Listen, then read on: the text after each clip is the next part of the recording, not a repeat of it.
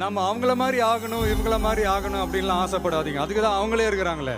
நீங்களாவே வாங்க. தேவையில்லாத விஷயத்துக்கெல்லாம் நம்ம ரியாக்ட் பண்ணிக்கிட்டு வேணாம் நண்பா. லைஃப் கூட ஃபுட்பால் கேம் மாதிரி தாங்க. கோல் போட ட்ரை பண்ணுவோம், அதை தடுக்கிறதுக்கு ஒரு கூட்டமே ஒன்று வரும். சமயத்தில் நம்ம சைடு இருக்கிறவனே சேம் சைடு கோல் போட்டுருவான். அவ்வளோ ஈஸியால் இந்த உலகத்தில் நம்மளை வாழ விட்டுற மாட்டாங்க, போட்டு ஒரு வழி பண்ணுவாங்க. நீங்கள் யாரை சந்தோஷப்படுத்துறதுக்காக இதெல்லாம் நீங்கள் செய்கிறீங்களோ அவங்களுக்கே ஒரு கட்டத்தில் உங்களை பிடிக்காம போயிடும். நம்மளால் எதை ஈஸியாக ஜெயிக்க முடியுமோ அதை ஜெயிக்கிறது வெற்றி இல்லை நண்பா.